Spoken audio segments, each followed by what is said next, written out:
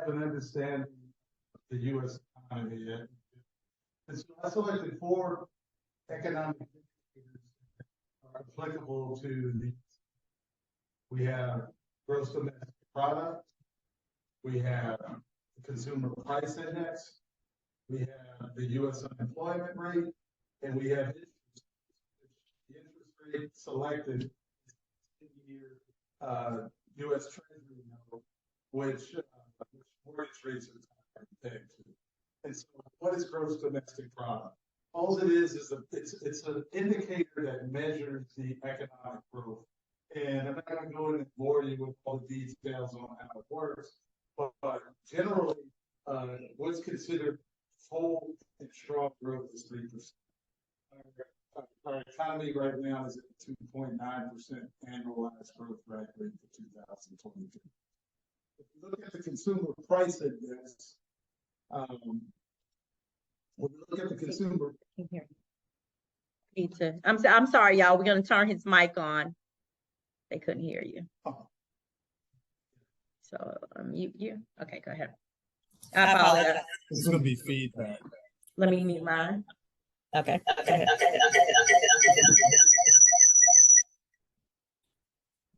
Okay, so can you guys hear me now? Just raise your hand and then I could see.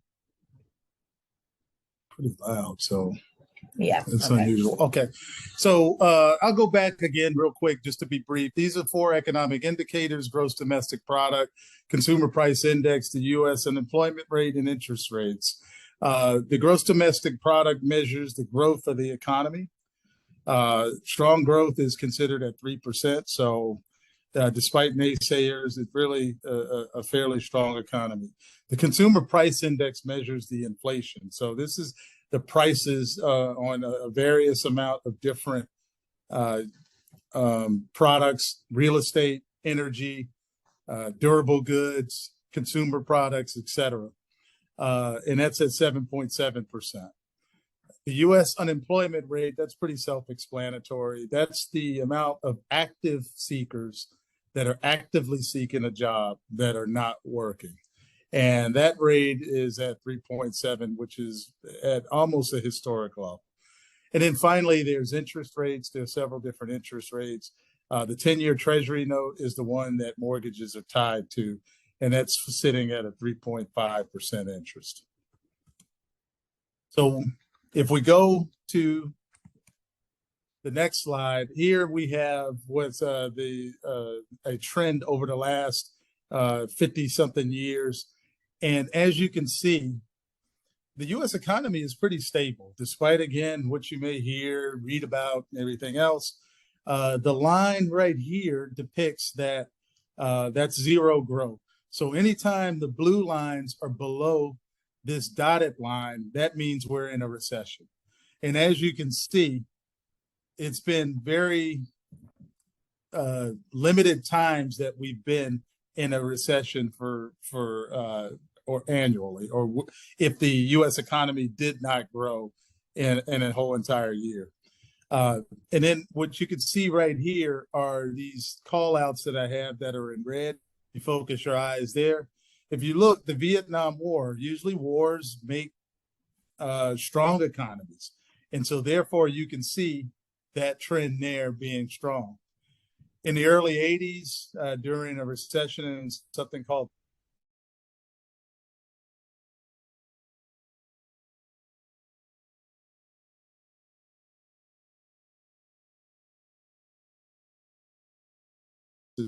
and we've seen a serious connection there that happened. And then finally, the last recession that we had that was pretty severe was COVID-19, and the entire U.S. economy shut down. And so as you can see, over a 50-year period, we really only had 4 cases where there were severe recessions. Looking at the inflation rate right now, here from the 1990s almost to present, we virtually had no inflation. It's been stable. It's been pretty much under control. However, just most recently, and we're at 7.7 now, so this is an annualized. 2022 is not over. And so that rate would be somewhere in here if you looked at it. But we're generally, that is a problem right now. But on the other hand, if you do own real estate or own any kind of assets that appreciate, your assets have gone up, as did prices do. And if we look back in the past, once again, at the red call out boxes, we see that we were taken off of the gold standard in the early 70s. That caused a major spike in inflation. There were oil embargoes, again, stagflation, causing very, very high inflation during that time, double digit. And then we finally got it under control in the mid 1990s, approximately when I started actually working. And so I haven't experienced working in an economy with inflation. It's a new challenge. Looking at the unemployment rate, I wanted to show this. Again, it's our economy is cyclical. If you look at now, we're at a 3.7% interest or unemployment rate. And if you look at this chart, that's pretty much almost as low as it'll get. So people are working, things are going well, people are making money. And again, if you look at the red boxes during the Vietnam War, notice that the unemployment rate went down because people were at war, they're building weapons, people were working. And then after the oil embargoes and everything else, you're seeing the unemployment spike up after the war was over. You're seeing very high unemployment during the early 80s. And then the financial crisis, which created a severe correction in the market as far as jobs go. And then finally, COVID-19, we've seen a lot of unemployment there, but it's sharply come back down and we've recovered. So again, that's a strong indication that the economy is doing well. If we look at interest rates, and this is the one I like to harp on the most because most people are used to this right now. But if you look back over the last 50 years, again, interest rates were at an all-time and historic lows during 2010 to 2020. In fact, in the early 2020s, it's never been that low. And so people have gotten spoiled and used to these low rates. But if you look at where rates are now, we're at about, on the 10-year Treasury, we're still at historically low rates if you compare it to the rest of this graph here that you can see. And we can see in the early 80s, double-digit interest rates. And even when I first bought a piece of property, we were somewhere right there. So still very low, highly unlikely that we'll see rates get back to this again. And so if we look at, what can cause real estate prices to go down? And I wanted to talk about that because people are concerned about that. And one of the reasons why we shouldn't be too concerned about it, because we need high unemployment. And the graphs that I just recently shared, we're at an all-time low in unemployment. Now, anything can change and can turn that around, but currently in the environment we're in very high, very low unemployment, excuse me. It's high employment. That's a typo. I apologize. The second thing we need is a flood of sellers. So everybody's got to start selling their house in order for prices to come crashing down. But guess what? If you sell your house, where are you going to go? Where are you going to live? You can't live in your car, or you can, but it'd be uncomfortable. Shelters is not going to work. Living on the street's not a good idea. So chances are, if people do sell a property, they're probably going to buy another one. So that's probably not going to happen. A slow economic growth. I just showed that the economy is growing at 2.9%. People think that's low. Yeah, 2.9 sounds low, but in an established economy like the U.S. economy, that's considered strong growth. And then finally, a shortage of buyers. Okay, we got these millennials, many of them living at home, staying with parents, renting, etc. That is one of the largest demographics out there, and they're now getting interested in buying homes. And so it's probably unlikely that we'll have everybody just decide not to buy. So residential property is very stable and it's still a good opportunity. Now, let's look at some common sense reasons as to why, again, the market has risen and will not fall. Again, we talked about shelter. We talked about the large millennial population, low unemployment. historic lows as far as interest rates. One I like, and then another one, and I'll focus on pent up demand, but it's highly unlikely that we'll see a disaster.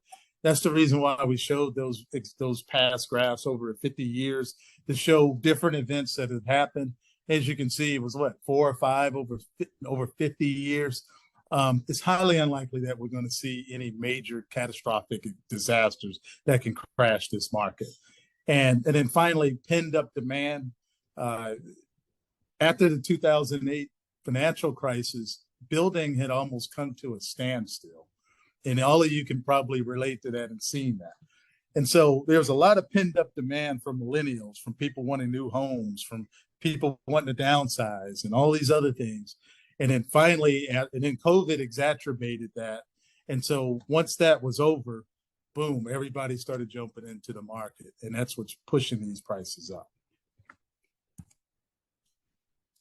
So the next section we're going to take a look at is just some metrics about the real estate market, and I'll cover that as well. And so what this graph is, I like this one because it shows the what home prices have been doing over the last 20 years. And what you can notice is that when the financial crisis happened, we did get a drop in residential real estate. But if you're looking at this graph and put it in perspective, the drop wasn't as severe as what we would have anticipated or thought. And this was a really unprecedented crisis that happened. And so after that, by the time we got to 2016, prices were back where they were before the thing collapsed. And now look where they're at. We all know anybody that's tried to buy a home or trying to buy a home now or investing or whatnot, no prices have skyrocketed.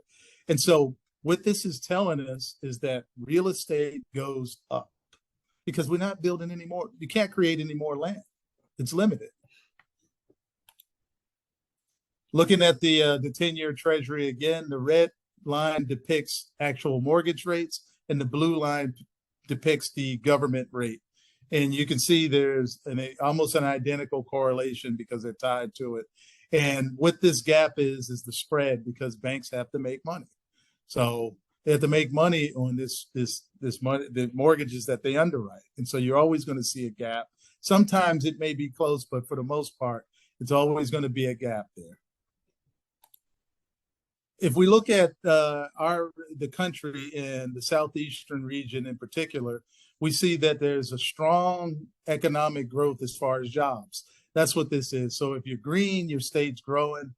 If you're yellow or orange, the state's not growing, and if it's red, then jobs are leaving that state.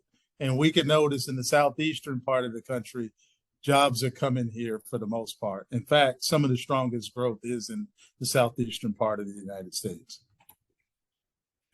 If we look at pending sales, so these are people that are selling their home, and as expected, because you got to live somewhere, people are not selling their homes as much because the reason why is that if they sell it, then they have to turn around and buy something else. And that means the payments are probably going to go up or something like that. And so unless you're trying to upgrade to a new home or downsize or investors or something like that, you're probably not going to sell your house because you're going to have to pay more. And so people aren't selling, which is going to keep the prices high. If we look at the inventory, and this is the amount of houses that are available for sale or to be bought outside of, or it also includes new construction as well, this metric. But as you can see, we're at an all-time low. Inventory is very tight now. And when inventory is tight, that means prices are going to be high because you have more buyers competing for these houses that are available. We need more inventory for prices to go down. Now, will that happen? Eventually, the markets will come up here, but it's still a great time to buy right now. And then for those of you, I've heard in circles that people said, after COVID's over, and they've offered all these mortgage incentives that everybody's going to be getting foreclosed on their house. And so I'm going to wait for COVID to be over to buy. And guess what, people? Just like normal, when you have rumors and you listen to family members and cousins and everybody else, they're usually wrong. taxi cab are wrong. Economists are right. This is the amount of distressed properties. We're at an all-time low. Distressed properties are so low right now. It's probably a very difficult chance for you to find a foreclosure out there. So it's not going to happen. So please stop waiting. It's not going to happen. It just, the numbers aren't showing that that's going to be there at this time. So don't try to gloat on somebody else's misfortune is the advice that I have. And then finally, we look at the first-time buyers. First-time buyers as a whole this is 26% of the people that are buying homes are first-time buyers. That's at a low right now because these folks are scared. They think that, again, there's a lot of bad information out there. They think prices are going to come crashing down. They think they're going to get some foreclosures, which they're not. They think they're going to get lower interest rates, which they're already low. But at some point, this is going to turn around, and this is going to probably drive the markets even higher. So weight broke down the wagon. This graph right here shows the amount of housing shortages out there across the country. The red is some of the most severe housing shortages. And then the blue is where they got sufficient supply. And as you can see in the urban areas, we're pretty short on supply. Looking at the area that we live in the Atlanta metro area, and it's out in California too, where Antonio is, but we can clearly see that there's a housing shortage. And just to give you an example on what is enough supply, so for every job out there, or every 2 jobs out there, you should have 1 building permit out there as a healthy supply of housing. This market has 6 jobs for 1 building permit.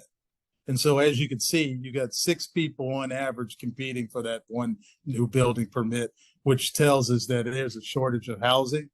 And so if there's a shortage of housing, what does that do to the price? It goes up just like anything else. You have something short or something that people want, you charge them more for it. And so that's what's causing these prices to go up. Okay, finally, in closing, and then I'll turn it over to Leah after this particular slide. Real estate is the best investment on the planet. And I know I worked in capital markets like firms like Merrill Lynch and back then First Union, Wachovia Securities, which is now Wells Fargo, and Merrill Lynch, which is now Bank of America. And from what I can see, real estate is a safe investment. I've never lost personally buying real estate, and I've done a lot of transactions in the past, and I've always made money at it. I've lost money in the stock market and other entrepreneurial visits, but not in real estate. You can leverage real estate. That's a good thing. So if you go to your bank and say, I want to buy this house, they're going to want to lend to you, provided you have a job and decent credit. And Antonio will talk about that more. There are great tax laws with it. And, that may be discussed a little bit more, but they're very good. Interest is tax deductible. You get to write off the interest on property taxes, and you get to write off phantom expenses like depreciation expense. And then finally, again, it's a very stable market. It stably, consistently goes up, as we've shown in the graphs already. And so with that being said, I hope this helps educate us on how the economy works and that it is still a good opportunity to buy real estate. And so I'll turn it over to Leah right now. All right. Thank you. Thank you. So in real estate, like you said, everybody has to have a place to live, or if you were investing, most people, the fear of the process can be scary for people. Some things that I've heard is, of course, that they think they can't afford it, but until you actually do the math, you don't know if you can afford it or not. And you're already paying rent somewhere. So the fear factor is one of those things where you could, just get the right information and then kind of make your decision from there. So these are just some topics on, the different ideas or the different thoughts that people have when it comes to fear with homes. Or purchasing or investing. Another thing that we can think about is, whenever people do start the process, it can be overwhelming. That's the reason why you need to make sure that you have someone there that can kind of walk you through the process, hold your hand, and make sure that, you know, that you're going to be through the process. One thing that I do want to kind of talk about right here is the credit side of it. So many times I've had experiences where people are looking at Credit Karma, they think their credit is not good. Then we get them to a lender, and then their credit is so much higher, and they're able to purchase. So the best advice that I can give you is at least get to a lender, see where you're at. If you're not ready, let's make a plan to get ready. Okay. Why buy now? Everybody talks about the interest rates. We know that the interest rates are not in the twos where they were, but they're still not high. Kamar just went over that in the slides and everything that he went through. So another thing, you know, long-term investments is great. It builds equity.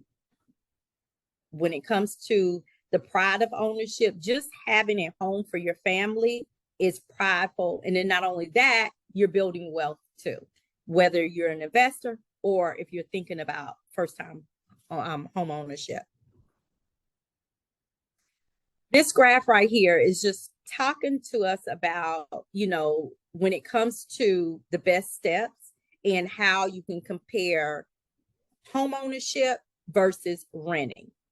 If you look at the graph, you know, one thing, or not, I'm sorry, not the graph, but if you look at, you know, some of the key factors is number one, if you're a homeowner, normally your net worth is going to be higher.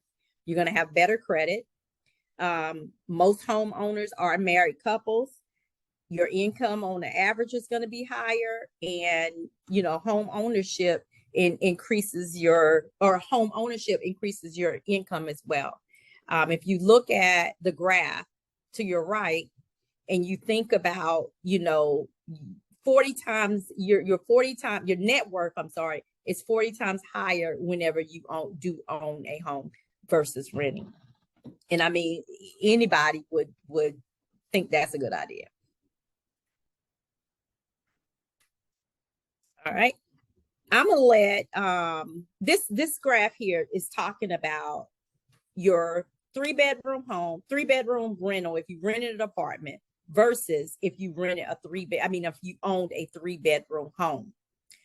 Rental amount, you know, you got to pay the landlord if you want to have a place to stay. If you are the landlord, it's a great thing because look what that annual rent you will receive if you own the property, and you were renting it out if you were on the investor side. But then let's also look at the home side. If you owned a 3-bedroom home, look at the difference in the net worth.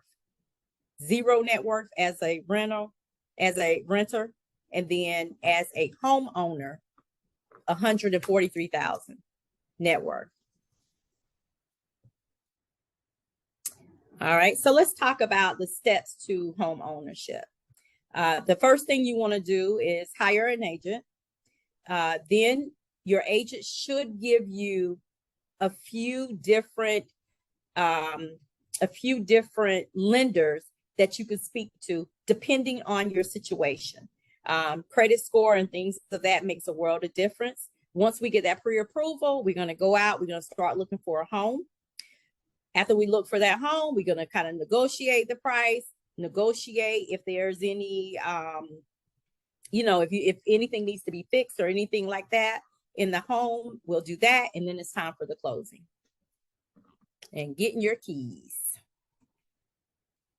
This here, and you can find it also in the chat.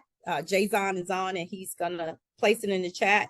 This is a app that I work with Keller Williams, of course, when it comes to working with investors as well as working with first-time buyers, or if you're looking for a vacation home or anything like that. This app is excellent. When we team up together after our consultation and everything that you do on this app, I can see it. We're on the same page with what area you want to look in when it comes to neighborhoods and things of that sort. So if you get an opportunity, download that app. If you have any questions, you can just reach out to me and I can kind of help you through it. But it's an amazing app. All right, so let's talk about when it comes to finding your agent and hiring the agent, one of the biggest misconceptions is that you have to pay your agent to represent you, and that's not true.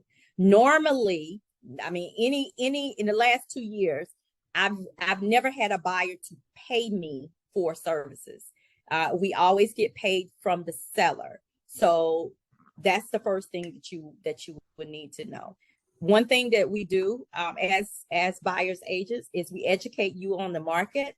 We analyze your wants and needs. So that will happen in the consultation process. When you come in, we'll talk about your wants and needs, what school district you want to be in. Are you trying to be near work? Things of that sort.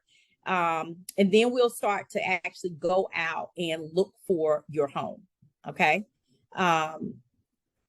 And number 4, we'll start to coordinate with other professionals. The beauty of Keller Williams is we have a whole network of other agents that we work with. So a lot of times before we, when you start to look for a property, we kind of get the divvies up first, because I can make a phone call. Hey, do you have a 3-bedroom, 2-bath? And we kind of negotiate and get ahead of the game, so you don't get into that crazy running around the world looking for a home. The next thing we'll do is negotiate on your behalf.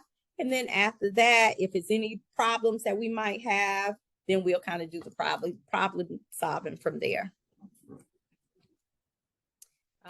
Whenever you do hire a real estate agent, the first thing that you guys are going to do is do a buyer's brokerage agreement. That agreement is just saying that I represent you, and I will have your best interest at hand when it comes through the process. So we kind of commit to each other to make sure that I understand exactly what you want, and you're partner with me, that we're going to work together to find you that investment property or find you that first time home. All right, so let's talk about when to hire a real estate agent, whether, like I said, an investor or anything like that. So we can kind of go through that and go through the process. A couple of things. This is just like a kind of checklist of, when you start working with the agent, then of course they are going to kind of sit down with you. They're going to say, okay, do we need to work on a budget, or are we ready to close? Or can we close in 21 days? Meaning that you have money, the credit is in order, and we're really ready to start looking. From there, we'll go to get you to a lender to get pre-approved, and then we go out and start looking. Get under contract. We'll start to take ownership, and then we close, move to your own, your new home and everything. Or if you're on the investor side, then we'll start looking for renters to go into that property. Start generating some money. So we can kind of talk about the pre-approval process here. There's a big difference in a pre-approval and a pre-qualification. So when you start to look, if you get a pre-qualification, what that is you call a lender up and you say, hey, my credit score is 800. I make, $5,000 a month. And they tell you, hey, you can buy a $500,000 home, right? That's a pre-qual. They don't run any credit or anything like that. They're only going off of what you tell them. Then you have a pre-approval, which is the best thing to have. That's all I show with. That's your safety net, is that pre-approval. A pre-approval is you call the lender up, you give him all of your information, everything that he asks for, your bank statements, your tax returns, your everything that he asked for, you give it to him. You fill the application out. After you fill that application out, he comes back, or she says, hey, you qualify for $500,000, and then we go out and start looking. It's a true safety net. I strongly advise people not to go out looking without a pre-approval. It makes no sense at all. This is a pre-approval kind of example. Antonio, can you kind of step in and kind of explain? I call on Antonio a lot. because when I start going out with my clients, we do these desktop appraisals just to see if we're putting in the offer at the right amount. So Antonio, if you can kind of go through this a little bit. Certainly, Leah. As Leah just said, there's a stark difference between. You're on mute, Antonio. If there's a stark difference between a pre-approval Antonio. versus. Oh no, I can't hear you. Oh, now let's see here. He's off mute. No, take him off mute. Can you hear me now? Okay, Antonio, are you there? I am here. Can you hear me? We might have to circle back. I think Yeah. he's having some problems there. You know what? Jason Oh, can he hear said you me, or can't hear Jazan, Antonio. Okay, we he can't can hear hear him me, for some but reason. you guys can't. Can everybody else hear Antonio? If they could just raise their hand. We can't hear him. Yeah, they can hear him. Okay, cool beans.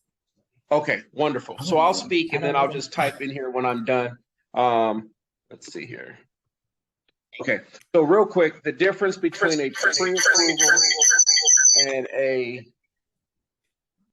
pre-qualification and pre-approval, the difference is really just an added step of actually taking your information and running it through what we call an AUS or a DU. That's an automated underwriting system or desktop underwriter. And that is the template that the government uses to secure these loans. So on the secondary market, all the loans are basically being bought up by entities. Fannie Mae, Freddie Mac are the biggest ones. And they want to make sure that this loan meets their guidelines up front. So what you see in the pop-up on the right that says desktop underwriter, that is someone's information, the loan amount, how much they make, the purchase price, the criteria of the home. It's all put into a computer, and then it will tell you in less than a minute if it's approved, eligible or not. And if it is, that is a pre-approval. And that goes onto a letter that goes back to you and to the agent that you're working with. And that just gives the buyers, that gives the seller's agent a little bit more security in entertaining your offers, because they know that someone has taken the step to actually run you through the system to make sure that you're approved based off of evidence and documents, not just hearsay. Thanks, Antonio. All right, so now we can kind of talk about choosing a lender. By law, I send all of my clients 3 different lenders, and I tell them who I work with the most, of course, but I also give them the opportunity to kind of interview the lender and just see who they feel comfortable with. So that's one thing. They prepare the loan application and everything, and then they talk to the lender, because sometimes it's not all about the amount of the house. It's more about that monthly payment. So that's what you do with your lender. You kind of talk to them and figure out what works best for you and your family. All right, so this right here is about creating a budget. This is so important whenever you want to get into the process of home ownership. You need to most definitely identify the expenses that you're going to have no matter what. If you have a small child or anything like that, or you maybe got a child in college, you know for a fact certain things you're going to have no matter what. You need to add that into your budget. Then we start to talk about what you're comfortable with as far as your monthly payment. You might know that you can't pay, or you don't want to pay over $3,000 a month for a monthly payment with everything in order for you to maintain your lifestyle. So we talk about that. Then we talk about making changes in order to save and to kind of create habits that you can long-term stay on, as far, you might not want to go to Starbucks or something every day, whatever that is, but it puts you on a budget to create a real plan to get to the closing table, whether if it's a first-time buyer or if you're going into investments. All right, so understanding mortgages. You have 3 major decisions, and we kind of already spoke on them a little bit, but we got 3 decisions to think about. Number 1, down payment. How much do you want to put down? The interest rate at what rate are you going to get that interest that goes on. That is kind of determined by your credit score and DTI and all that good stuff. Antonio can kind of dance on that a little bit. And then the terms. How long are you looking for? Are you going to do a 15-year or are you going to do a 30-year mortgage? So that's about what, when it comes to mortgage, your decisions. Well, not all, most monthly mortgage payments consist of these 4 things. Your principal, which is paid towards the equity in your home. You have your interest, which is paid to the lender for the loan. Taxes is Uncle Sam, everybody know who that is, and insurance to protect your home. Antonio, can you kind of speak on when you don't have these 4 when it comes to a monthly mortgage? Sure, absolutely. So normally you hear PITI, which stands for principal, interest, taxes, and insurance. That's going to be the case most of the time. Now, if you already have an existing mortgage and you go out into the market to get a home equity line of credit, you're not going to have any taxes or insurance tied to that home equity line payment. If you were to get a secondary mortgage for another reason, you still would not have to worry about the taxes or the insurance tied to that new mortgage. Generally speaking, you do have to qualify off of the entire proposed payment of the principal, interest, taxes, and insurance. But if for budgetary reasons, you just don't feel comfortable splitting with that money on a monthly basis, most lenders will offer what's called an escrow waiver. And so again, you have to qualify based on the full payment, but they'll allow you to make that payment on your own. And in most cases, counties and states, your taxes are going to be due every 6 months and your homeowner's insurance needs to be renewed every year. You'll take care of those on your own, and you'll only be required to make the principal and interest payment to the lender. Thank you. This is something that we know for a fact that you have to put some skin in the game, as they say. When it comes to your down payment, that's of course is based on your pre-approval. And depending on the loan and the type of loan you have, if you're going to put 3% down or you're going to put 20% down, and then you have to kind of think about where's the funds going to come from. So are you going to work a side job? Are you going to get it from savings, or is it a gift from from parents or in-laws or whatever? But that's you really need to think whenever you start thinking about the investing world or the first-time buyer, you want to think about where you're going to get that money from and things of that sort. All right, so this is so important, maintaining your pre-approval. Okay, when you get pre-approved and you get the pre-approval letter, you want to maintain that, meaning that the lender will look at you several times throughout the process of purchasing the home, right? So you want to, a couple of things you don't want to do. You don't want to make any big purchases or anything like that, open any new credit cards or add any debt. You don't want to change your job. So you really want to protect that down payment, because if you put earnest money down and you're past your due diligence days and then you do something to mess up their pre-approval, unfortunately, sometimes you will lose that money. So you want to be careful with that. My favorite part of all when it comes to working with my clients is absolutely looking for the homes. So when it comes to looking for your home, through the consultation, we'll kind of talk about a few things. We'll talk about the market, of course. We'll talk about what they're looking for and what their needs are. Are you looking for a 3-bedroom? Are you looking for, do you need to be in a certain school district and things of that sort? So we'll look through that. We'll kind of figure out what we're looking for, what your must-haves are, and then we'll kind of go over those once, but that's how we do that. All right, so everyone starts to look. Now, as we start to go out and look for the home, you're going to be looking at one thing and then I'll be looking at something else. Me as your real estate agent, I'm there to protect you and to look at things that you probably won't be looking at. And sometimes you do, but most of the time they don't. What you're looking at is a lot of times you want to make sure it has the granite countertops, or it might be the light colored cabinets, or the layout of the space, or how, if it's 3 or 4 bedrooms or whatever. That's what you're looking at. When I go into the home, of course, I'm looking at the layout of the home, but I'm also looking at the potential resale of the property. And then if there's any problems that I can visibly see, if I see a leak, a little brown spot in the roof, or maybe when I was outside, I saw some shingles up. Those are the things that I'm going to pay attention to. All right, so let's talk about the different condo versus townhomes. This is excellent for first-time buyers. If you have a young family or an older family, but the pros to townhomes or condos, and normally is you can get a lot more, the cost is lower per square foot. So then normally you're going to pay a little bit less for a townhouse or a condo, unless you're trying to go to downtown Buckhead. You're normally going to pay a little less for it than you're going to pay for your single family home. So it's a great way to get into home ownership.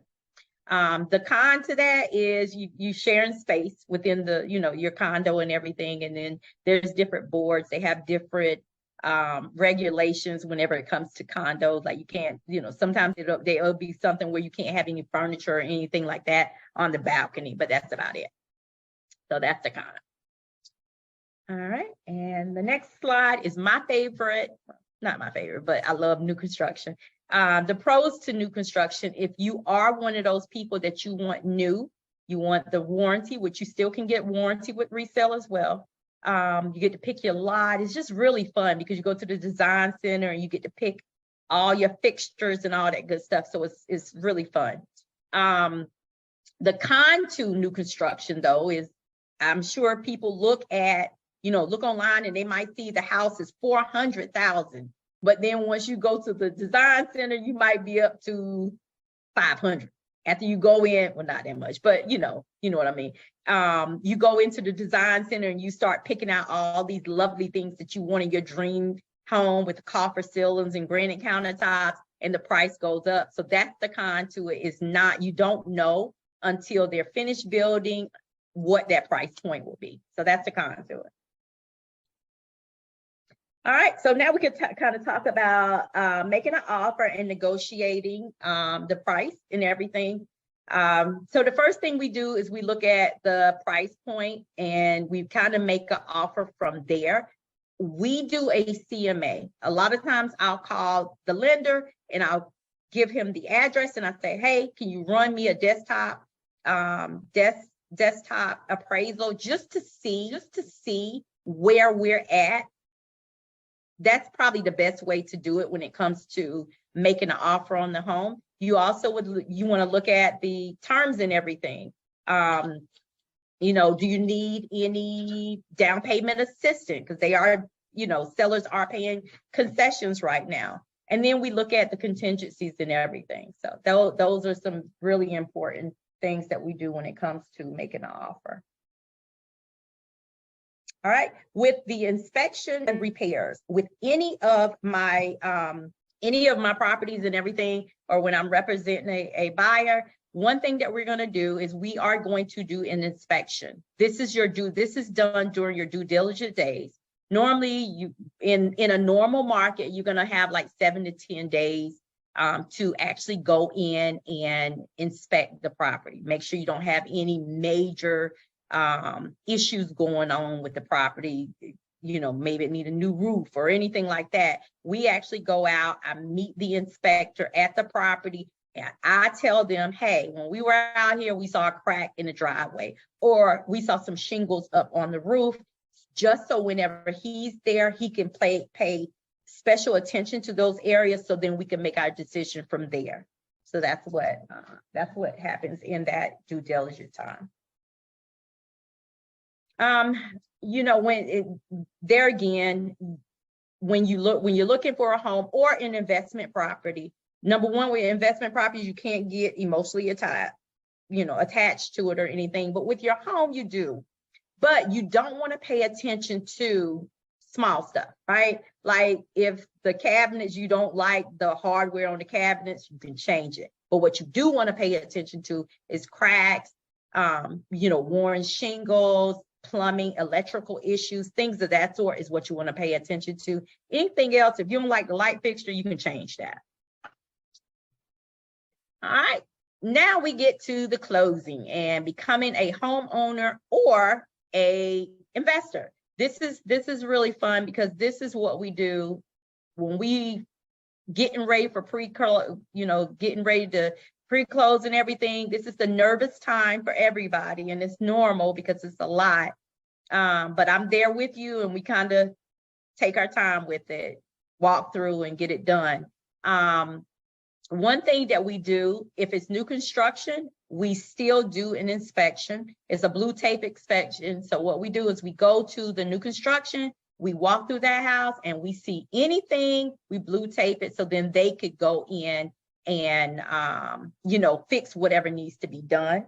There again, these are just some different things that you would need getting ready for closing, to have money for and everything, surveys, closing costs, things of that sort. All right, now it's time to go to closing. So whatever, we are partnered with several different attorneys, but at the same time, you get to pick your own attorney. I would give you some advice on who to pick and who I've already worked with, but these are some things that you would bring to closing. Your certified funds. A lot of times they're not going to take cash whenever you go there, so you have to go to the bank, and then really and truly your lender will give you all the information on the wiring information. You're going to have to bring in proof that you have insurance on your new home. I'm sorry. And then a valid ID. You will need that. And then what you will get from the attorney is you're going to get a settlement statement, transfer of a clean title and everything, and then you'll get your keys to your new home.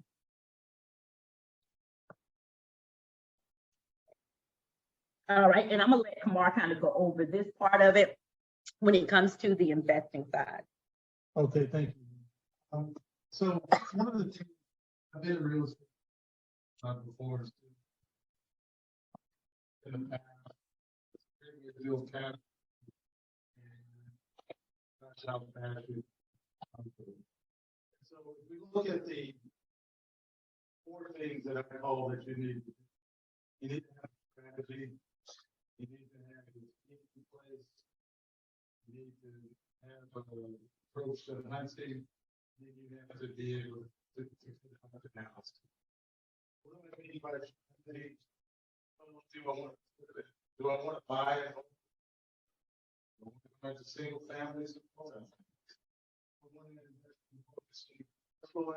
Partners, I want to do it on my own.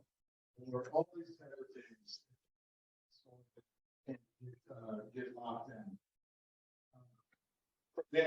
Can you hear me? Okay. Yeah. Feedback. Sorry. Okay, so as far as building the team goes, when you're talking about investment properties, usually you got to fix them a little bit, and so you need to have some maintenance team in place that can come in and help fix the property to get it up to speed to where you could either rent it or flip it. You need to have your lenders in place, and I say lenders because you might have several different things that you may like to do or need to do, and so you need to have these people in place that can help you with that. And then your property management, you need to have that in place as well on how you're going to manage the property. And then your real estate professionals that'll help you select it. When you're looking at hunting, again, that's working with different agents out there, finding the specific properties that they're looking for. You want to explain to them exactly what you're looking for so they can help you. They're not mind readers. They don't necessarily, they'll need guidance and support, help from you to get you what they're for them to help you get what you want. Excuse me, it's guess it's late and I'm tongue tied, man. I get like that sometimes. I wind down at the end. If we look at the analysis piece, Then you want to, once you find properties, because you want to look at several of them, it's kind of different than buying your own primary home. And so you need to determine, okay, is this the price that'll help me make money? Is it the proper cash flow? Is the analytics on here going to help? Did I bake in all the maintenance costs and vacancy costs and waiting costs and all these other things? So you want to be able to do that as well. Leah? All right, so these are just some key terms. Get me yours over there for me. I'm sorry. These are just some key terms that you would need to know if you're going into the investment world. Certain things you want to know, so you will know the language and everything. You can take your phone, take a snapshot of this right here, and just kind of learn the different acronyms and everything when it comes to different, when it comes to financing and everything like that.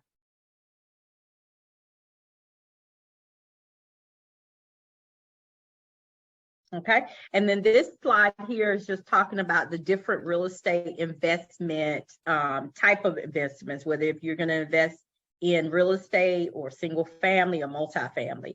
This kind of gives you the breakdown. I mean, really and truly, the best thing to start off with is, of course, single family. But depending on, your network and people you're partner with, you might want to do something larger. But that's what you want to kind of look at. Okay, so if you look at it again,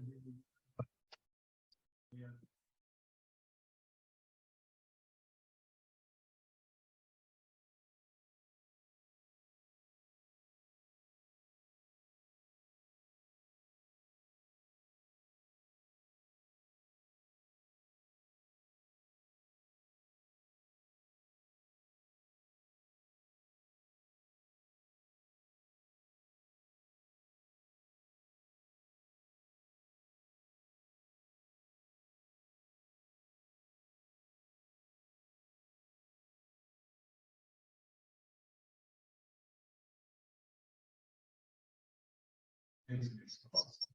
People tend to stay in the property. Hello? Okay. Yeah, Okay. there's too much feedback. And so that's the pros and cons of that. As you can see, though, for single families, from a cash flow standpoint, the cash flow is typically lower per unit. Tenants aren't diversified. And what I mean by that is that if a tenant leaves, you have no rent coming in anymore. And if it's a multifamily, you'll have rent still coming in. And then the values are subject to surrounding market prices and not income based. What that means is that even though you may be renting it, it's still going to be based on market prices that people are paying. Whereas multifamilies, apartments, those kind of things are income based. And so you can raise the property value by just raising the rents, which is cool. So looking at multifamilies, again, kind of quite the opposite. High cash flow per unit or higher cash flow per unit is typically what happens. More diversified income stream. So you got multiple tenants. So one tenant leaves, you still got other tenants that are paying for the property.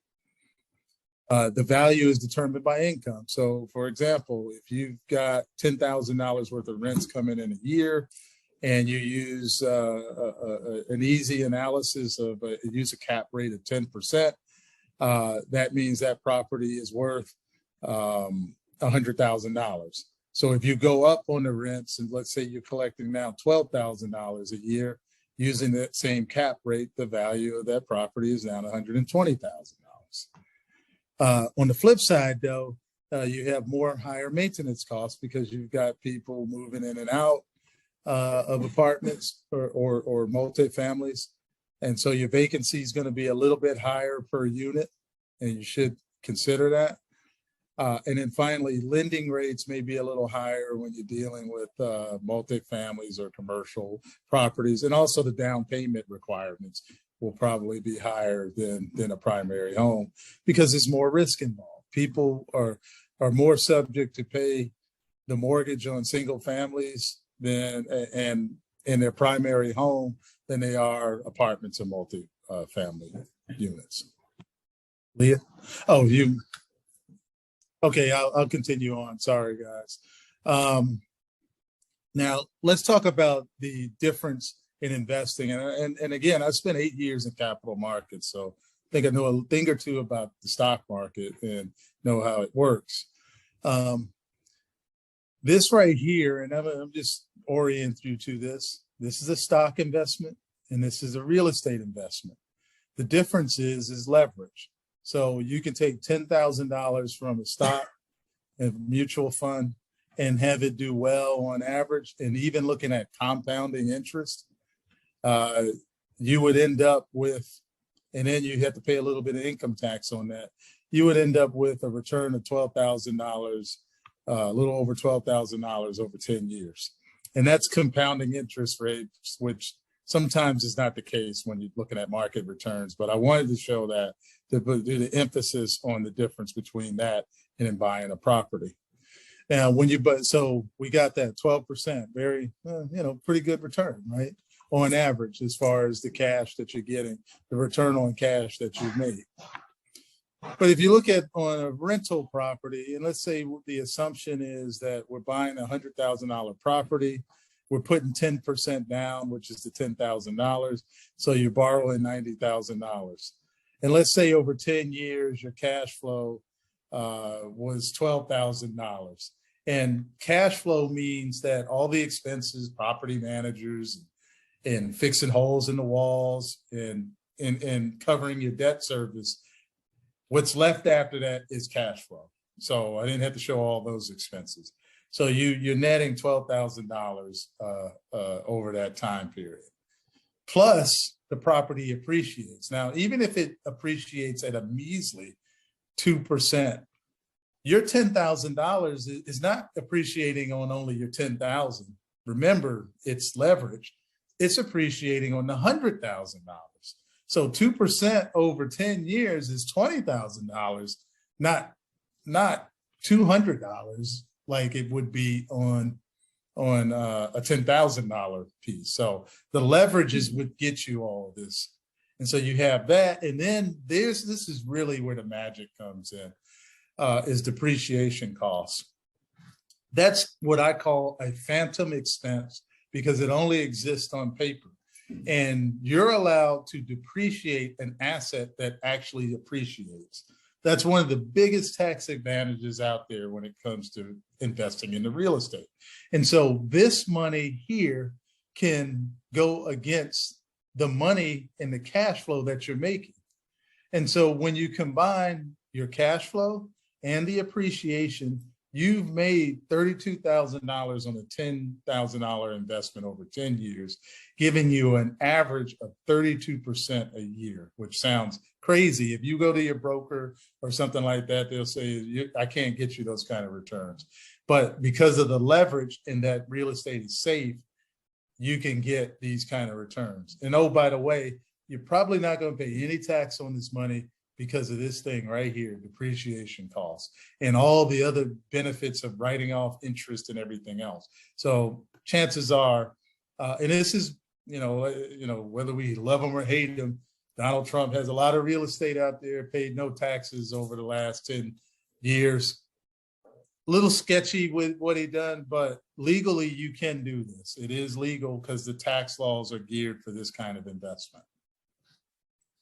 So I hope that helped us see the differences and why I believe that real estate is one of the best investments out there, if not the best. And so going into financing, I'm going to turn it over to Antonio, and he's going to share with us in more detail some of the things that you expect with working with lending professionals. Antonio. Thank you, Kumar. Thank you very much. Again, my name is Antonio Skeeters. I am a mortgage loan officer, and I'll dive right into the fact that I'm what we call a mortgage broker because I work for a brokerage. In real estate financing, there's going to be many options out there for you. The two big differences is going to be lending from a retail perspective versus the wholesale outlets, okay? So a retail lender is like when you walk through the front doors of a company that has direct access to the bank, but they will lend on a mortgage, right? So you go into Bank of America's mortgage department, Wells Fargo, Chase does home lending. PennyMac is another direct lender, and that would be retail side. Now the wholesale side is what you deal with when you deal with a mortgage broker. So there's three main types of lending: a retail bank or a credit union. That's going to fall into the retail side of lending, and then mortgage banks or mortgage brokers is going to fall into the wholesale side of lending. Next slide. Okay, now what is a mortgage broker? A mortgage broker, for the lack of a better term, is the go-between between you and the lender that's going to fund your loan. Now, some people would say, well, there's a middleman involved now, so there must be some money going to the middleman, and it must be cheaper to go directly to the source. That's not necessarily true, because even when you go directly to a bank, you're still dealing with a loan officer, someone sitting behind a desk, taking your loan application and getting you presented to the underwriter. So in this case, the mortgage broker would take the position of the loan officer at a retail branch. Now, a mortgage broker can help you with different types of mortgage options. You cannot get that from a retail loan officer. If you walk into Bank of America or Wells Fargo and you apply for whatever loan they have to offer and you're declined, you're just declined. They're not going to tell you you don't qualify for A, but I can get you qualified for B. Or if you do these couple of things, I can get you qualified for C. That is what a mortgage broker will do for you. Next slide. Okay, now there are some significant advantages to working with a mortgage broker. Okay, so if you would, the column down the middle is working with a broker like myself, and the column down the right is working with a bank and what they can offer you. Okay, so brokers tend to have access to over 50 lenders. The company I work for, Nexa Mortgage, we actually have a lender network of 125 banks. So imagine you personally having to contact and fill out applications with 125 lenders in order to figure out where the best deal is. With a broker, you just fill out that one application, and then we figure out what bank best suits you. And we do that with just the one application and the one credit check, okay? If we jump to the bottom of there, I like to always point out the difference is the cost. Again, most people assume that because there is a middleman involved in the process that the expenses must be more. If we can move over to the next slide. Here is a direct view behind the curtain, if you will, of why brokers are better. If you look down the far left-hand column, it says retail, and I labeled that as LPC. Okay, now what that stands for us is that's the lender paid comp. This is how brokers get paid. The origination field there is what a consumer would pay for what we call loan origination. And most people, they just want to pay 0 points, right? Their cousin Bob got a house for 0 points. Their coworker got a loan for 0 points. So I want a loan for 0 points. And that's going to be that retail column. Your origination is 0. Rates are, although rates are manageable, and as we saw over historic numbers, those rates are fine. If you want to get your rate to be affordable, you're going to have to spend what's called discount points. You're going to have to give the lender a little bit of money up front in order to take a better interest rate up front. And so in this scenario, the loan origination is going to be 0. You're paying the loan officer or the broker 0. But you're going to have to give the bank $1,983 up front, and they're going to give you a rate of 7.625. Now, this is all based on someone with a $360,000 loan. It's a fixed rate mortgage. And you're 90% loan to value, which means they put 10% down. They have a 665 score. Okay. So their payment here is going to be $2,548. Again, we talked about the cost of that loan being $1,983.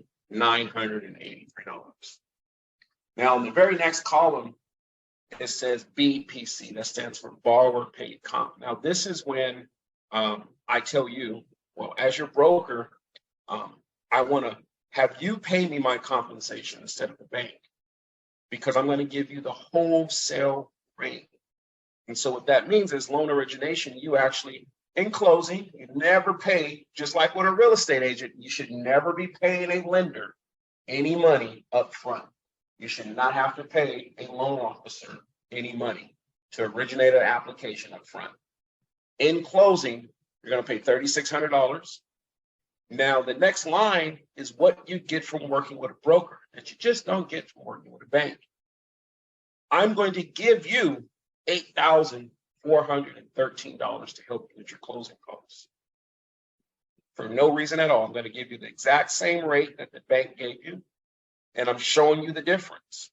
If I charge you the $3,600, I can give you $8,000.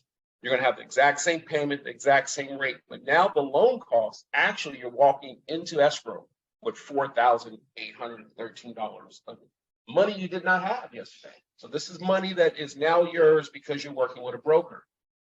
So there is no more expense. There is actually a savings involved. And so you're saving at close, you got the same monthly payment going forward. Now, if we move over to the next slide, this is where you really want to work with a broker. Oh, not the next slide, sorry. You can go back. We're gonna move over to that middle column. And so here, again, we're borrower paid comp, and the lender, myself, the broker, is saying, you're gonna have to pay the compensation. Now you're gonna pay the $3,600, but instead of giving you $8,000 towards your closing, I'm only gonna be able to give you about $1,000. And that's because instead of that 7.625 rate, I'm now giving you a rate of 6%. That rate is 1.625% better than the rate that the bank gave you. Now you understand why the 0-point loan is not necessarily the best loan. Here, you're going to pay $3,600. You're going to get about $1,000 back. Instead of a $2,548 payment, you're going to be at $2,158 now. And this works the same if you're buying a house to live in it, or if you're buying a house as an investor. You can always navigate that line between lender paid comp and borrower paid comp to move that rate and or closing costs down, okay? So in this scenario, you're actually gonna save $390 every single month. And in 7 months, you would have broke even. So you coming into escrow with a little bit of money, at 7 months, you're now even, and you're just saving this $390 every single month. It was a good decision. And in the final column, again, it shows the same compensation being paid up front by the borrower to the lender to the bank. And we're bringing in the discount point, right? So I'm saying, hey, I'm going to take my compensation from you, and we're going to bypass all of the lender comp and all of that credit towards your closing. I need you to actually bring in a little bit more money. But now look at your rate. Now you're at 5.75 instead of the 7.625, and you're saving $448 a month. In just over a year's time, you're going to be saving nearly $500 a month on your mortgage. Like, that was a good reason to bring in $6,000 to close, as opposed to being suckered in on the 0-point loan. And that is why you want to deal with a mortgage broker versus a retail bank, because you'll never see this dealing with a bank. Next slide. Okay, so in dealing with different types of loans, there's also different type of buyers. And for each type of buyer, there's a different type of loan program for you, right? So primary home is just exactly what it sounds like. That's the home I want to live in. Now, if I'm a first-time buyer, this is either my starter home or it's my dream home. Now, buying your dream home from start as a first-time investor with no generational wealth behind you might be difficult, but it can happen. But usually it's the starter home route, okay? Now, this is an owner-occupied property, and it's treated like such when it's underwritten by the bank. You're allowed a higher DTI, up to about 50%. 50% of your income can be on the expenses, including your house. And you can get in with a very low down payment, 3%, 3.5% for an FHA loan. You can even get down payment assistance in the form of a grant or a loan that will cover all of the 3% or 3.5% down payment. Okay. The second type of buyer is looking for a vacation home. Now, a vacation home is also called a second home. This is not the Airbnb property.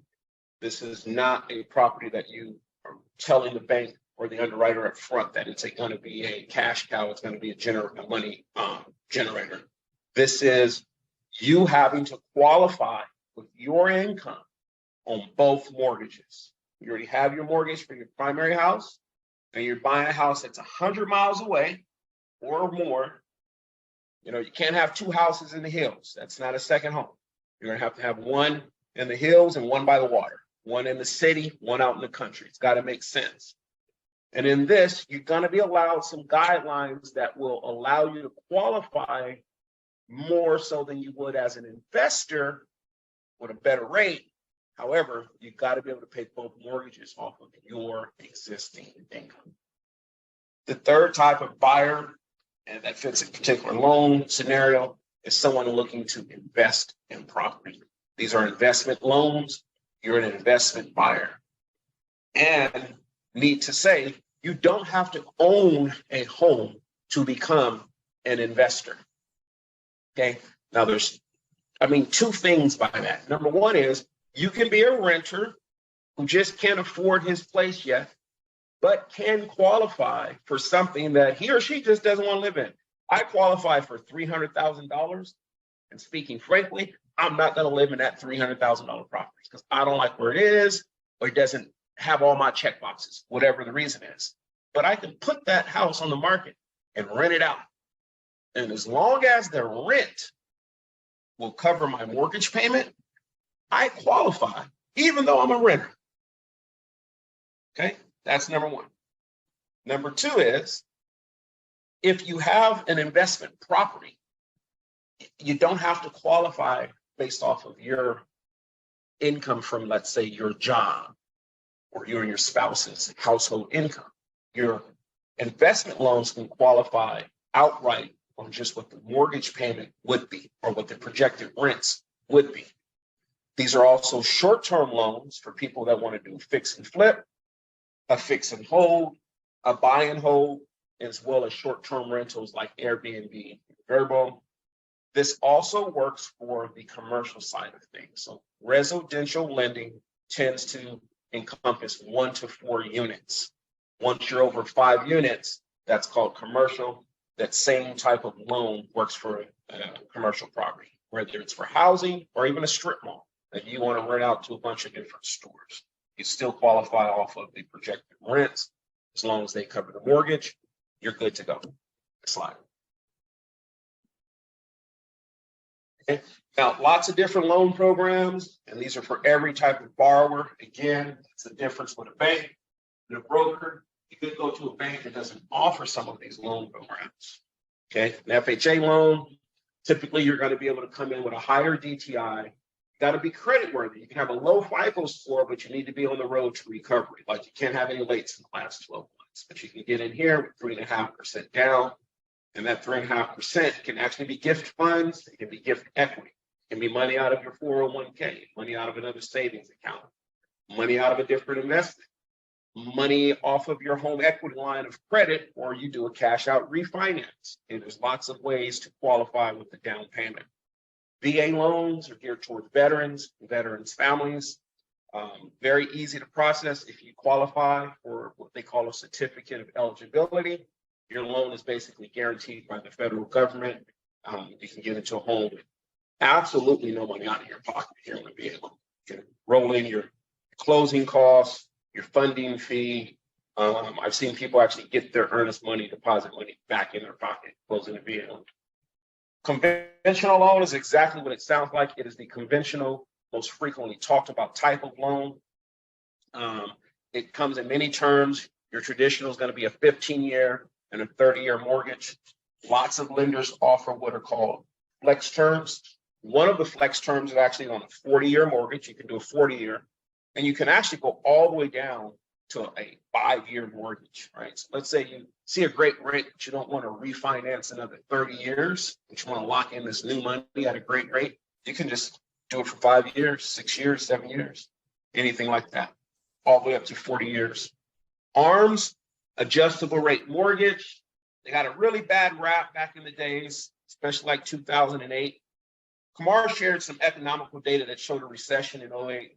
Home value prices actually for the first time took a dip, as well as rates went through the roof. And then right after that, rates were very low, teasing people to get back into the market. I think ARMs got a bad rap in, and I'll talk about that here in just a moment. Next slide. Okay, combo loans, very simple. The easiest way to talk about this is it's 2 loans instead of just 1 loan. Why would you do that? Sometimes you'll get a better rate on a loan that's 60% loan to value, as opposed to when you go to 61 or more, the interest rates change. So in order to keep your loan conforming, and believe it or not, some lenders just have what we call specials. They'll say, hey, we're doing a special, loan amounts up to.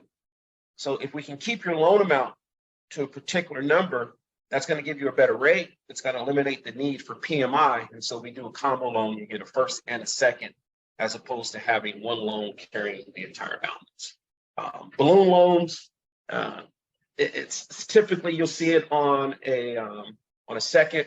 It's amortized over 30 years, but they want their money in 15. Or you see it on a short-term bridge loan. Someone's moving out of one house into another, doesn't want to wait to close escrow, takes out a short-term hard money bridge loan against their house.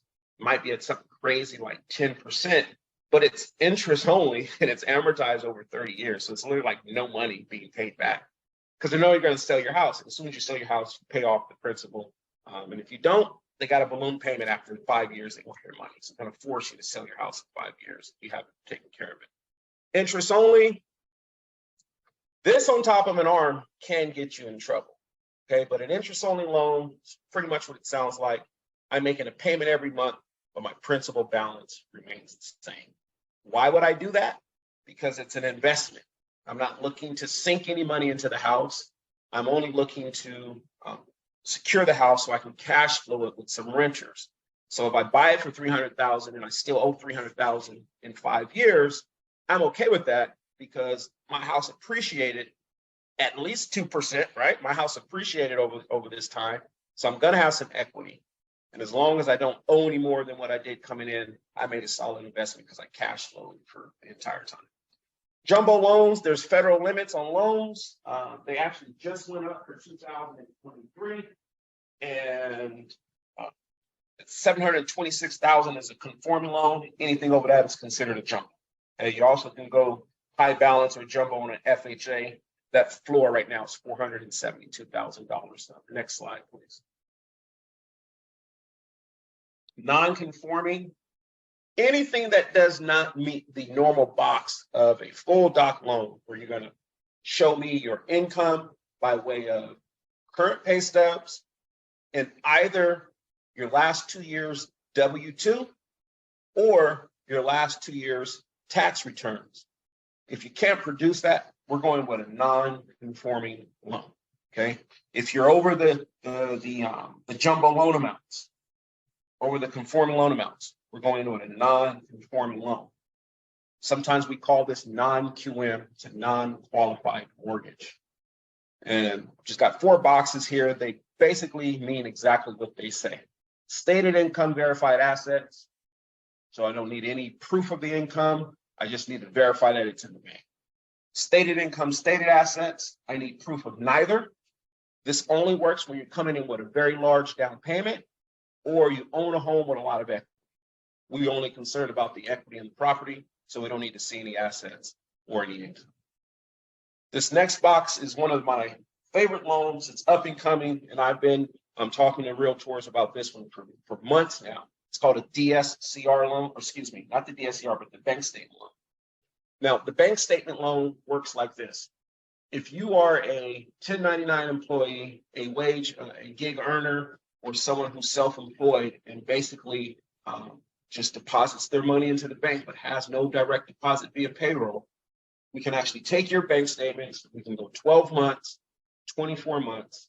We analyze those, and every deposit is counted as income, and then the lender gives you credit for that. Subtracts a little bit of money for operating expenses, and the rest is considered income, and that's how you qualify. Now, asset depletion is this has been around for a long time. Usually, again, this goes to someone who owns a home already. But if you have a high net worth and low cash flow, we can actually use all of your assets, take that and we divide it. Here it says 360, but there's other lenders that will go all the way down to like 16 months. So we'll take all of your money, divide it by 16 months, and that's going to be your income. So for someone who has a life insurance policy or a 401k, it's got about $500,000 in there. If we were to take your $500,000 and divide that over 16 months, it would look like you're earning $31,000 a month. That's what qualifies you for a loan, and that's called asset depletion. Next slide, please. Okay. Again, different types of loans for different types of borrowers, always. Now, loans for investors will vary from a loan from a person trying to be a first-time homeowner or just looking to buy another home. In this case, one of the best loans out for investors is what we call debt service, or DSCR. And this is the one that I have been bragging about for months. This allows an individual that's an experienced investor or a new investor to qualify strictly on the rent roll of the property. So what that means is, again, this is my scenario of I live in an apartment. I only pay $900 a month rent, but there's a building down the street for sale. And if I owned it, I could put a renter in there. I could put it on Airbnb. I could generate $3,000 a month over there easily. Did the math on the mortgage, my all in is going to be $2,500. Seems to me that the rent pays for the mortgage, but I don't have enough income to qualify for that payment. I just don't. I got good credit. Grandmother gave me some money, so that means I've got the down payment. I just don't qualify financially to make that mortgage payment. DSCR says you don't have to, as long as the property has enough rent potential. Keyword, rent potential. As long as the property has enough rent potential to cover the mortgage, it qualifies. I don't need to see your income. You just need to prove where the money's coming from to close and we're good to go. That's how you become an investor. Okay, bank statement loans. I'm an investor. That's where I make all my money. It's sporadic. Sometimes I close a house and I don't flip another house for 3 or 4 months, but I've got tenants paying me all the time. You can see these deposits. Great. Give me 12 or 24 months bank statements. We're going to use that income to get you qualified. P&L only. That stands for profit and loss. Again, if you're a business owner, you're running your business. Now, you have to be a legitimate business owner, meaning you got to have a business license. You have to put money in the bank. And you have to run books. We can qualify you off of your profit and loss statement. Okay, that's going to need to be verified by a CPA, someone that says that what your business expenses are, somewhere in the 30 to 50% range, and that the rest is gross revenue. You're going to have a P&L. We can operate off of that. You can go to 12 or 24 months bank statements, or you can leave all those things out and let the property qualify by itself. Now, low doc loans are for people wanting to own a house but just don't qualify on paper. They don't have a W-2 job that shows that they earn enough, or their 1099 income comes in, they make a lot of money, but they write off a ton of it in taxes so that they're not paying, or write off a lot of expenses so they're not paying a lot of tax. We all see that, and so there's ways around that. You can do the bank statement loan, again, 12, 24 months bank statements. You can go P&L, you can go 1099 only, so you can actually show your 1099s, which has all of your gross money that you earn, and we can just not even bring your taxes into question. And lastly, there's a thing called a VOE only, which stands for verification of employment. It's a simple form that's always required anyways. And basically, you can qualify for even an FHA loan going VOE only. So there'll be no W-2s, no tax returns. All you got to do is have your employer fill out your VOE, and you can qualify off of that income. Next slide. I'm debating the different types of loans, pros and cons on conventional loans. This slide will be available after we're done speaking with you guys all this afternoon, but you can do plenty of research on what the pros and cons are on different loans. ultimately, for me, it always comes down to what is your budget? What's going to be comfortable for you? What can you afford on a monthly basis? What can you bring to the table to close and will put you in a loan that best fits your own scenario? Next slide. Here we go. Fixed rate versus ARMs. So a long time ago, there was a debate about ARMs just being, ARMs were blamed basically for the entire financial market crash tied to housing back in 2008. And coming out of that, ARMs were just given the worst name possible, saying that, ARMs are the ones that did it, and adjustable rate mortgages were sent straight from hell, and they're the worst thing ever. They're actually not. There's nothing wrong with an adjustable rate mortgage if it's used properly. Okay. I'll give you a perfect example. Now, this can be first-time home buyer. This can be my, not my starter home, but I'm not going to be here more than 5 years. I know that for a fact. Or this could be an investment that I plan to get off of my books in 5 to 6 years. And if I hear that type of language and conversation, then as your mortgage advisor, if there is a 7-year fixed rate out there, it's fixed for 7 years. The rate is not going to change, not once. It's not going to change up or down for the next 7 years. And we know that you're not going to be in this house one day past 5 years. Why is that not an excellent loan for you? If the cost to close that loan is less than a fixed rate, if the rate on the ARM is less than the fixed rate, if your monthly payment is going to be less for the next 5 years while you're in this house, because it won't change for at least 7 years, why would we not go with that ARM? Now, the reason why people got this misconception about ARMs being deadly is because in 2008, there was a particular type of option ARM available. So it wasn't that it was an adjustable rate mortgage. It was that it was called an option ARM. Each month, your mortgage statement came with 4 different options. Option 1 was make your full payment, principal and interest amortized over 30 years. It's just like any other loan. That was option number 1. Option 2 was the accelerated payment. You can make this payment and it will actually accelerate it like you're paying off your house in 15 years. Neither one of those put anybody in trouble. What put people in trouble was option 3, which was an interest-only option. So now I buy my house for $300,000. I owe $300,000, and I'm making the interest-only payment. So every month I still owe $300,000. That's not a problem, right? But option 4 gave individual homeowners the option of paying less than interest. You have the option to pay 1%. So if my fixed rate option was, let's just call it 4%, but you're giving me the option of interest only at 4% or less than interest at 1%, let's just say that the difference in payment was $500 or $1,000. The responsible payment was $1,000, but because you put $500 on this payment coupon and it was near Christmas, I went with the $500 option. And next month, it wasn't near Christmas, but we just had Christmas, so I'm just going to pay the $500 again. And now it's almost Valentine's Day, so I'm just going to pay the $500. And right now, it's pretty close to someone's birthday, $500. I need a vacation, $500. Having some car problems, $500. Feel like I'm rich because I've only been paying $500 a month for so long, so I'm just going to pay the $500. And that is what got people into trouble. Because when you didn't pay the interest-only portion, that got added to your loan. So 6 months later, 1 year later, instead of owing $300,000, you owe $310,000, $315,000. 5 years later, you owe $380,000. And guess what happened? Now your rate gets its adjustment cycle.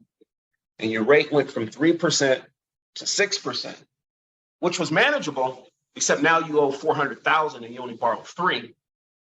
And so you go to try to refinance, but you can't refinance because your house is only worth $300,000, but you now owe $400,000. Then I guess I have to go ahead and foreclose or short sell on my house. And that is how the market got into trouble. That's not an ARM. It's called an option ARM. And people weren't properly educated on what options 3 and 4 were going to do for them, and they fell into trouble. So next slide, please. Pros and cons on every type of loan imaginable. Okay. USDA loans will get you in for 100%, but you can't make too much money. Okay. It's that simple. And they're going to underwrite the loan twice, one by the bank, one at the USDA office. FHA loans, again, you can get in there with a higher DTI, so that's low to moderate income, but your credit's going to have to be in line, and you don't have to bring a lot of cash to the table. It can even be gift funds. The seller can even pay your down payment, or you can get down payment assistance. Conventional loans, if you have a decent credit score, you can afford at least a 3% down payment. The more is better. But if you qualify, you've been on your job for a long time, you can document everything. Conventional loans is the way to go. Next slide. The loan process is actually very simple. I know that a lot of people are scared to go through the process for a number of different reasons. One being that they feel there must just be too much paperwork involved because they always hear that. Well, it's 2022. It's not 2002. 95% of the lending process is done digitally. It's all via links, emails, QR codes. You will sign some physical documents the final day at the closing table, and it's only a couple of sheets of paper that you actually sign. Your signature probably goes on 12 to 15 documents, and it's done on the final day. It's a very easy process. You fill out an application. We run your credit. There's two ways to do that. If you know you're ready now, we do a hard pull because you're applying for credit. We just need a house to match it to. If we just want to see where you're at and get the ball rolling and kind of map out a game plan, we do a soft pull. You're not applying for any credit, you're just taking a look at your credit. Once that's done, we send out a bunch of disclosures. It's pretty basic stuff. Just says what our relationship is. Again, talks about how I'm paid as a broker. It's either from you or the bank. Once we do that and you actually reach the point of being pre-approved and you get back out there and you find a home, you get under contract, we'll order an appraisal. An appraisal is different than a home inspection. Home inspection is to make sure that the bones are good on the property and there's nothing you need repaired. Appraisal is the value determination of the property. This is an inspection from top to bottom also, but it's done really just to determine the value. Once we have that to substantiate the amount of loan that we're looking for, it goes to the underwriter. And the more work that we've done in Section 3 already, Section 5 will go by in a breeze. The response from the underwriters that your loan's approved, they might ask us to now verify our insurance, verify our funds to close. Once we do that, we get what's called the clear to close. We basically work with your title company, your closing attorney to set an appointment where you actually take care of signing the documents. And that day, the loan will fund and you'll walk out of there a homeowner. It's pretty simple, actually. Next slide. So this again is just a reshot of what's important about getting pre-approved. This is a pre-approval. This is beyond a conversation. This is an application that's been filled out.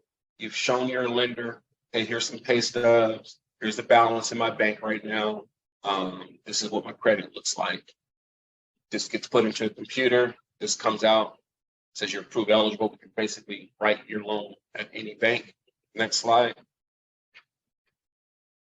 This is the letter. Looks similar to this that you take back to your lender. This gets you into most doors. They say that you got to be pre-approved before you can even view the home. The rest of the process, I would say, it's pretty similar to any kind of credit application. At the same amount of time it would take you to fill out an application to buy a car, you can buy a house. And a lot of people don't think that they're ready, and they just don't know all the options that are available to you out there. And I did want to touch on one thing before I give this back over to Leah, is that some people think that you need to be a homeowner before you can be an investor. And that's not necessarily true. You can kill two birds with one stone. I gave you the scenario of someone who rents and just has enough money to buy a property, but they're going to rent it out anyways. That's fine. You can also move into multi-units, move into a 2 to 4 unit complex, live in one of those units and rent out the other two, rent out unit 2, 3, and 4. You're actually allowed to count that rent to help you qualify up front. So as a first-time home buyer going in, you're actually going to qualify for more money if you decide to buy units. On average, you can just take your income and multiply it times 6, and that tells you about what you can qualify for. That's just on average. So let's say someone makes $65,000 a year. If you multiply that by 6, that's $390,000 that you qualify for. Let's just take a 3-unit complex. I'm going to live in one. I'm going to rent out the other 2. And similar to the math that Kamar shared earlier, I'm going to make $100 per door as a gross profit. But we're not talking about profit here. We're talking about cash flow. So I'm renting out each one of these units for $1,200 a month. Okay, $1,200 a month on 2 units is $2,400. And if I multiply that times a year, my $2,400 a month for a year gives me $28,000. $28,800 plus the $65,000 that I already earned. Now that puts me at a $93,000 earner range. I make $93,800. And if I multiply that times 6, I now qualify for $562,000.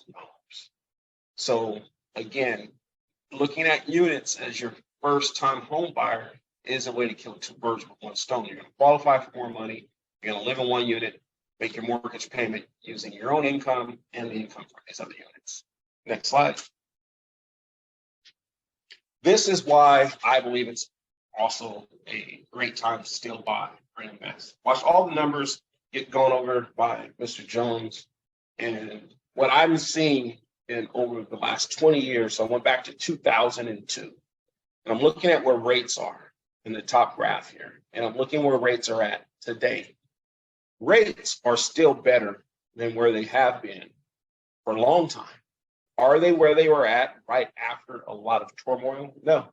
But while you're waiting, if you look at that bottom graph, this is home price, and this is actually in Georgia alone. So it shows home prices, even during the recession, it ran flat before it dipped. And then that was the foreclosure era. And then look at that ever since 2012. So for the past 10 years, home prices have continued to just climb, climb, and climb. While you wait for rates to come down, equity or value will continue to increase. And so by the time you think you're ready to get your foot in the door, you won't be able to afford the same property because it would have outgrown your budget by then. What I tell every single client that I work with is, when is the right time to buy? When you can qualify and you can afford the payment. Next slide. That's pretty much it. Whenever you're ready to take the next steps, my information is available through Leah. It's going to pop up here on the screen also. If you have any questions, I'll stick around for the question and answer session. And by all means, let me know any questions you guys have. All right, Antonio, I so appreciate that. That was really, it was a lot of information, a lot of great information. So now we want to open up to Q&A. If you have any questions, you can unmute and ask Antonio whatever you want to ask him, or ask me any questions, or Kamar, so you can kind of open up. The floor is open, so you can just ask any questions you have. Anybody? Yes, this is Barbie. I have a question. Hey, Barb. Hey, I was getting kind of kicked out here and there. So I was just wondering, did anyone speak on a HELOC loan? HELOC, yes. I don't know. So we did not touch on HELOCs in particular. If you have a particular question regarding HELOC, I can answer it. Yes. How does it work? Because I wanted to do a refi. Okay. So absolutely. So refinancing HELOCs are similar but different, right? Depends on how much equity and what you're trying to do. Let's assume that you have a really good rate on your first mortgage, and so we don't want to touch that. So that's why you would look at a HELOC. Okay. If you can get a better rate on your first mortgage, that's when you look at a refinance. So I would say anyone like over 5.5% might want to look at a refi instead of a HELOC. Okay, because you can get all your money at a lower rate. Now, what a HELOC is if you have equity in your home, you bought your home a long time ago, it's worth $500,000 now, you only owe $250,000. You want to leave that loan alone, but you want to tap into $100,000 of your equity. That's called a home equity line. Application is generally a lot easier. Let's say you're approved for a $50,000 line or a $100,000 line. That winds up just being like a reserve checking account tied to a debit card or credit card that you can just tap into. So you have $100,000 just sitting there, but you're not making any payments on it unless you use it. So let's say you want to use $25,000 for repairs. Now you're going to start making your payment on that. Generally, the first 10 years are going to be interest only, and then you have to start paying back the entire loan at that point. Oh, okay. Thank you. You're very welcome. We do that too, Bob, in 10 years. And start the process over again.